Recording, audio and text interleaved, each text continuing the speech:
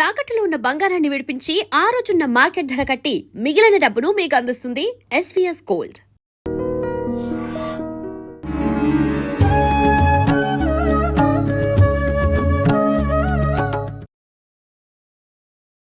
నమస్కారం, welcome to I dream. ధర్మ మార్గం విత్ విజిత కార్యక్రమానికి స్వాగతం. ప్రస్తుతం మనతో పాటు ఉన్నారు ప్రముఖ జ్యోతిష పండితులు గట్టుపల్లి సురేష్ బాబు గారు. వారితో మాట్లాడి మరిన్ని విషయాలు తెలుసుకుందాం. నమస్కారం అండి. జై శ్రీమన్నారాయణ. చాలా వరకు మనం ఏ పని చేస్తున్నా, మనం ఏం చెయ్యాలనుకున్నా ప్రతి ఒక్క దాంట్లో శని శని శని శని అంతే. శని ఏది ముందలు బనియట్లేదు, ఏంటి నాకు ఈ దరిద్రము అని చెప్పి శని భగవాను ఎక్కువగా ముందరికి తీసుకొస్తున్నాము అని అంటే ఆయన ఎంతసేపు చెడు చేస్తున్నప్పుడే కాదు మంచి కూడా చేస్తాడు అనేది కూడా అంటూ ఉంటారు. కానీ ఎక్కువగా మనకు జరుగుతున్న ఇబ్బందులను బట్టే ఇప్పుడు నాకు ఈ శని పీరియడ్ అనేది నడుస్తుంది అని చెప్పి ఎవరికి వాళ్ళని డిసైడ్ అవుతాం. అసలు నిజంగా కొంతమందికి అలా అలవోకగా వెళ్ళిపోతూనే ఉంటుంది జీవితం అంతా కూడా. ఎటువంటి ఇబ్బందులు ఉన్నట్టుగా మనకైతే కనిపించదు, మరి వాళ్ళ ఇబ్బందులు వాళ్ళకే తెలియాలి. నిజంగా ఈ శని పీరియడ్ 3 దశల్లో ఉంటుందంటారు. మరి ఒక్కొక్క దశల్లో ఒక్కొక్క రకంగా ఉంటుందంటారు. ఆ దశలు జరుగుతున్నప్పుడు ఎవరికి ఎటువంటి సంకేతాలు ఉంటాయి, ఎటువంటి సంకేతాలు కనిపిస్తే నిజంగా నాకు ఇప్పుడు శని పీరియడ్ నడుస్తుంది అని ఒక నిర్ధారణకి రావచ్చు? దాని నుంచి బయటపడాలంటే మార్గాలేంటి? ముఖ్యంగా నవగ్రహాల్లో ఒకటైనటువంటిది శని భగవానుడు. ఈ శని భగవానుడు అర్ధాష్టమ శని, అష్టమ శని, ఏలినాటి శని, ఈ 3 రకాల భాగాలు ఉంటాయి. దాంట్లో 2.5 శని ఉంటుంది, 7.5 శని ఉంటుంది, 19 సంవత్సరాలు ఉంటుంది. మరొకటి 13 సంవత్సరాల శని కూడా ఒకటి ఉంటుంది. అది మనకి అష్టాదశ శని అంటారు.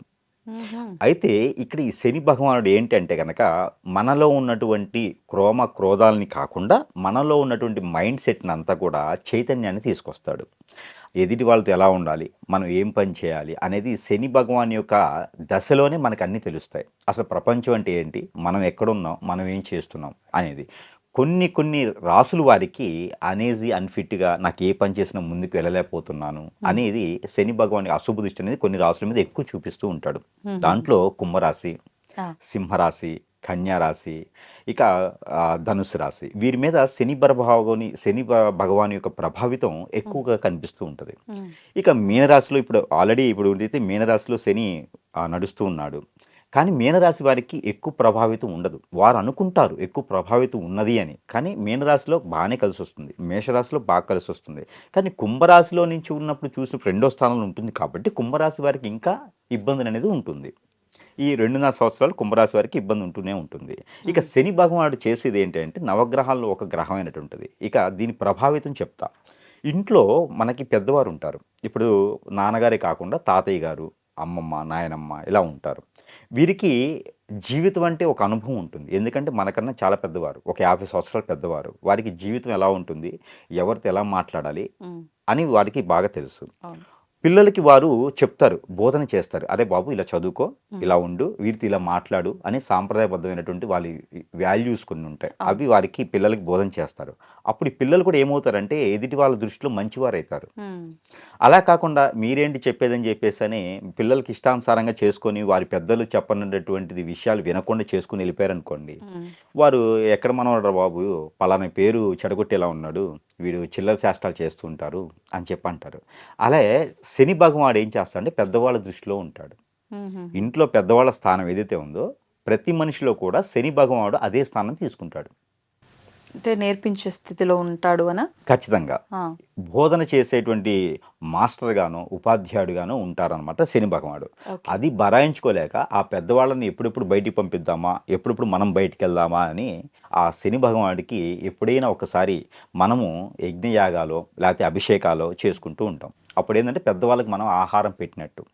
మరొకటి, జీవితంలో పితృదోషాలు ఏమైనా ఉన్నాయనుకోండి, అవన్నీ కూడా శని భగవానుడికి చేయటం ద్వారా ఆ ఒక పితృలు కూడా ఆ ఒక మంచి విషయాలు చూసుకునేటువంటి వారు కూడా మంచి జరగడానికి శని భగవానుడు కూడా తోడ్పడుతూ ఉంటాడు.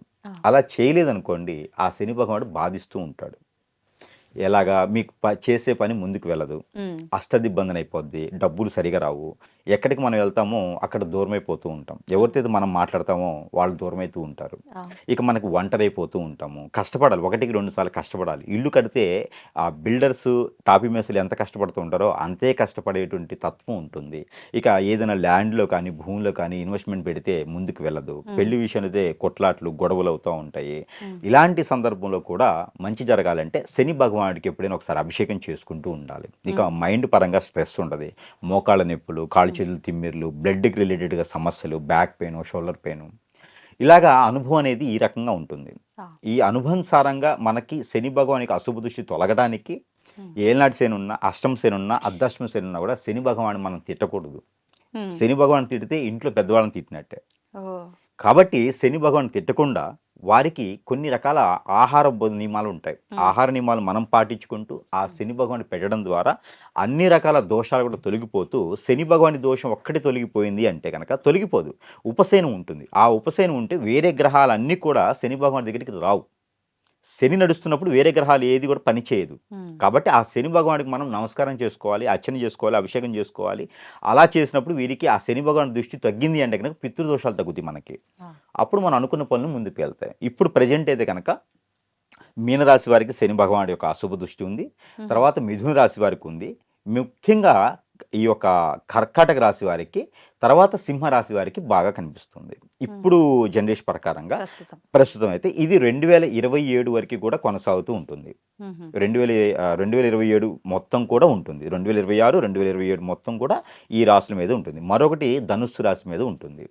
ఈ రాశుల వారు ఏంటంటే కొంచెం చూసుకుంటూ, పెద్దవారి కార్యక్రమాలు చేసుకుంటూ, శని భగవానుడికి అర్చనాభిషేకాలు చేసుకుంటూ, ఆయన తిట్టకుండా ఉంటూ, ఒక పనిని 1-2 సార్లు చేసుకుంటూ ముందుకు వెళితే ఖచ్చితంగా శని భగవానుడి యొక్క అశుభ దృష్టి కాస్త శుభ దృష్టిగా మలుచుకొని అనుకున్నటువంటి కార్యక్రమాలు ముందుకు వెళ్తాయి.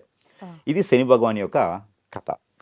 మీరు చెప్పిన ఈ జాగ్రత్తలు పాటిస్తే సరిపోతుంది, అంతే సరిపోతుంది. ఇంకా ఈ రాశుల వారు ముఖ్యంగా ఇంకా అభిషేకాలు ఇట్లా చేసుకోవాలంటే కనుక నల్ల నువ్వులతో బెల్లము, ఒక మొల, అలానే నువ్వుల నూనె, ఒక వైట్ నల్లని వస్త్రము తీసుకుని వెళ్ళి శని భగవానుడికి అభిషేకం చేసుకుంటే సరిపోతుంది. దానికి ఒక ఎవరు ఉండి మంత్రోచ్చారణ చేసే అవసరం లేదు. శని భగవాన్ యొక్క జపం చేసుకుంటే సరిపోతుంది, సాధన చేసుకుంటే సరిపోతుంది.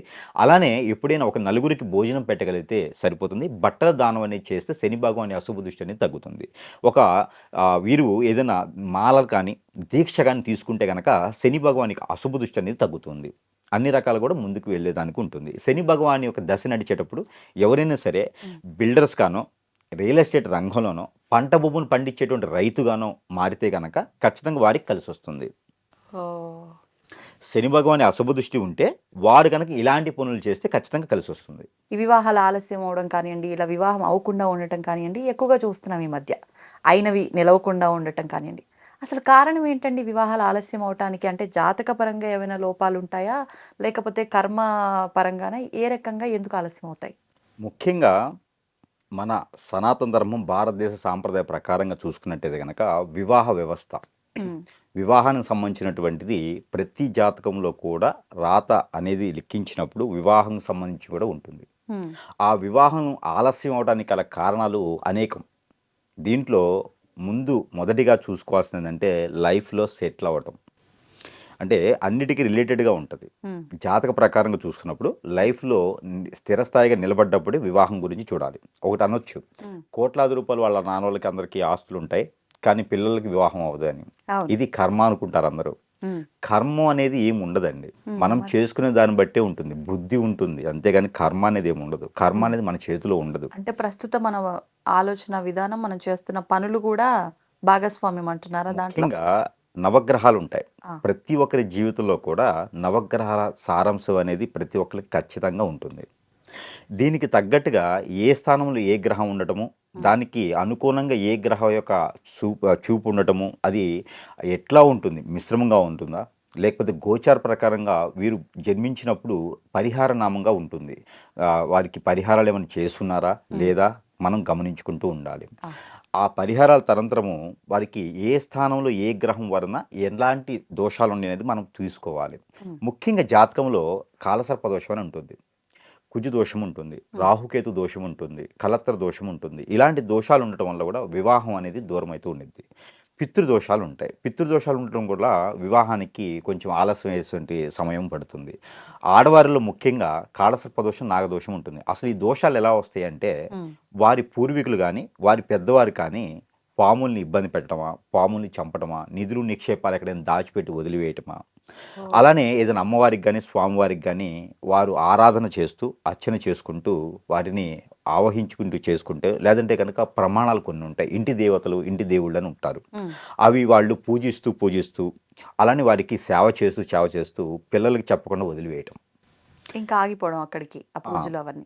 వారి పెద్దవారితో ఆగిపోవటం వల్ల పితృదోషాలు వస్తాయి. ప్లస్ ఆ ఒక శాపం కూడా పాము రూపంగా ఉండేసి వీరికి కాలసర్ప రూపంగా ఉంటుంది అది. వీరికి అందరికీ తెలియకుండా అది కాలసర్ప దోషానికి ఏదో పరిహారాలు చిన్నపాటిగా చేసుకుంటూ ఉంటారు. ఇక ఒక్కొక్కరు అయితే బాడీ మీద పుండ్లు రావటము, స్కిన్కి సంబంధించినటువంటి సమస్యలు రావటము, ఇలాంటి వాటి వల్ల ఇబ్బంది పడుతూ ఉంటుంటారు. ఏదో దెయ్యాలు భూతాలు పట్టినట్టు ఉండడము, నిద్ర పట్టకపోవటము, ఇలాంటి వాటిని అన్నిటి కూడా కాలసర్ప దోషం వల్ల నిద్ర పట్టకపోవటం కానీ ఏ పని అనుకుని ముందుకు వెళ్ళదు. ఉమ్, అలానే పెళ్లి అనుకునే తంతు కూడా ముందుకు వెళ్ళదు. పెళ్లి చేసుకున్నా కూడా వారి యొక్క బాంధవ్యం జీవితం అనేది సరిగా ఉండదు. విడిపోవటము, ఇంకో పెళ్లి చేసుకోవటము, లేదా పిల్లలు సరిగా మాట్లాడకపోవటము, ఆస్తులు తగాదాలు రావటము, ఉమ్, ఏదో రకమైనటువంటి వారికైతే ఎప్పుడు ఇబ్బంది. ఉంటూనే ఉంటుంది. దీనికి పరిహారాలు కొన్ని ఉంటాయి. ఉమ్, కొంతమంది గోకర్ణకి వెళ్ళి చేయించుకోవటము, కొంతమంది సమీప దూరంలో ఆలయానికి వెళ్ళి చేయించుకోవటం లాంటివి ఉంటాయి. అవునండి. మరొకటి ఉంది పెళ్లికి కారణం. అదేంటంటే కనుక పితృదోషాలు. ఉమ్, మనం అనుకున్న దోషాల్లో పితృదోషాలు కూడా ఒకటి. ఈ పితృదోషాలు ఉండటం వల్ల ఎందుకు పితృదోషాలు వస్తాయి అంటే, ఉమ్, ఇంట్లో కాలం చేసినటువంటి పెద్దవారు ఎవరైనా ఉన్నారు అంటే, లేదు ఏదైనా అనుకోకుండా మరణం చెందిన వారు ఎవరైనా ఉంటే, వారి యొక్క ఘోష అనేది ఆ ఇంట్లో వారి మీద ఉంటుంది. ఎందుకంటే మా వారికి హోమం చేయించాము, అవును. యాగం చేయించాము, దానాలు చేశాము, కార్యక్రమాలన్నీ కూడా నిర్వర్తించాము అంటారు. ఉమ్, అయినా కూడా ఉంటుంది అంటే వారికి సంబంధించినటువంటి వస్తువులు ఏదో ఇంట్లో ఉన్నాయని అర్థం. అది కళ్ళజోడు కావచ్చు, లేదా వాళ్ళు వాడుకునే చనిపోయిన పెన్ను వాళ్ళ. కావచ్చు, షర్ట్లు కావచ్చు, బట్టలు కావచ్చు, ఆ, లేదా వాళ్ళు వారికి బండి కావచ్చు, జ్ఞాపకార్థంగా కొన్ని పెట్టుకుంటారు. అవును. వాటి వలన ఆ ఘోష వాటికెళ్ళే చూస్తుంటది. మరి అన్ని తీసేయాలంటారా అన్నీ అలా? కూడా తీసేయాలి. నీటి పాలన చేయాలి, లేదా ఎవరికైనా దానం ఇచ్చేయాలి. దానం ఇచ్చి నమస్కారం చేసుకోవాలి. అవి ఉంటే కూడా మనకి పితృదోషాలుగా ఉండి వారి ఘోష అనేది మనకి ఇక్కడే ఉండిపోతుంది. స్వర్గలోకాన్ని దర్శనం అవ్వదు. వీటన్నిటి ద్వారా కూడా పెళ్ళిళ్ళు ఆలస్యం అవుతూ ఉంటాయి. ఉమ్, ఇకపోతే ఈ రోజుల వ్యవస్థ అయితే కదా, ఈ రెండు అయితే జాతక ప్రకారంగా లోపాలు. ఓకే. ఇక ఈ రోజుల్లో అయితే నేను ఒకటి ఈ మధ్య కాలంలో బాగా గమనించింది ఏంటంటే, మన దగ్గర ఉన్నటువంటి క్లయింట్స్లో ఉమ్, దాదాపు 12,000 మంది క్లయింట్స్లో చాలా మంది శాతం కూడా ఎక్కువగా బాధపడేటువంటి విషయం ఒకటి ఉన్నది. ఉమ్, ఏంటండి? అది ఏమిటంటే, అబ్బాయిల్ని అబ్బాయిలే ప్రేమించుకోవడం, అమ్మాయిల్ని అమ్మాయిలే ప్రేమించుకోవడం. ఈ వ్యవస్థ అయితే జాతకంలో ఉండదండి. ఇది మన గ్రహచారం కావచ్చు. ఇందాక మీరు అన్నది కర్మ అని. ఇప్పుడు ఇది కర్మ అన్నమాట. వారు కొనకొచ్చుకున్నటువంటి వారి బుద్ధి సారంగా కావచ్చు, వారు చేసే ఫ్రెండ్షిప్ సారంగా కావచ్చు, వారి ఆలోచన ప్రకారంగా ఈ విధమైన వ్యవస్థను మనం ఈ మధ్య కాలంలో బాగా చూస్తున్నాం. ఉమ్, కో లివింగ్స్ ఇలాంటి వ్యవస్థ ఉండబట్టే కొంచెం మ్యారేజీలో ఆటంకాలు రావడం కానీ, చేసుకోకపోవడానికి గల కారణాలైతే ఇవి. ప్రతిదానికి ఒక పరిహారం అనేది ఒకటి ఉంటుంది. ఇలా నిజంగానే గ్రహరీత్యా దోషాలు ఉన్నాయి, ప్రకృతించి దోషాలు ఉన్నాయి, పితృదోషాలు ఉన్నాయి, ఉమ్, ఈ కలత దోషాలు ఉన్నాయి అనుకుంటే కనుక వారి పరిహార మార్గం అయితే చేసుకోవచ్చు. అలానే గోకర్ణకి వెళ్ళొచ్చు, చేసుకోవచ్చు. అలానే రాహుకేతు పూజ చేయించుకోవాలంటే కాళహస్తి వెళ్ళొచ్చు, అలానే పెద్ద కాకాని వెళ్ళొచ్చు. ఇలాగా పెద్ద పెద్ద ఆలయాల్లో కూడా చేస్తారు.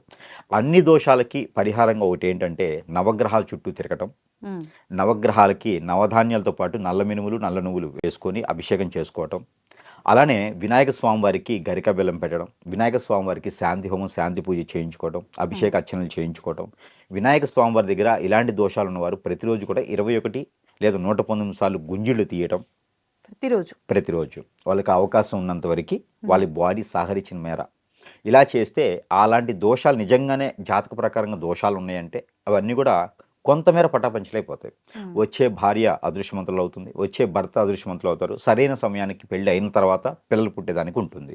ఇక దేవుడు లేదు, దెయ్యం లేదు, నాకు అసలు అలాంటి లేదు, మూర్ఖత్వంగా ఉన్నారు అంటే వారి మీద ఇంకా కూడా పెద్ద దోషాలు ఉన్నట్టు లెక్క. రాహు ప్రభావితం ఉన్నట్టు, కేతు ప్రభావితం ఉన్నట్టు, కుజుడు ప్రభావితం ఉన్నట్టు లెక్క. మరొకటి ఏంటంటే జాతకంలో పెళ్లి కాకపోవడానికి మరొక కారణం ఏంటంటే కుజుడు. ఆ, కుజుడు 4, 6 అలా 8, 12 స్థానాల్లో ఉండడం కుజు దోషం కింద పరిగణలో తీసుకోవచ్చు. దీనికి 1, 2, 6 స్థానాల్లో కనుక శని భగవానుడు ఉన్నారు అంటే కనుక ఇది వచ్చేటువంటి సైన్లో అంటే ఆపోజిట్లో వచ్చేటువంటి అబ్బాయిలు కావచ్చు, అమ్మాయిలు కావచ్చు ఉన్నారు అంటే కనుక వారికి ఆ శని బలం ఎక్కువ ఉంటుంది. ఉమ్.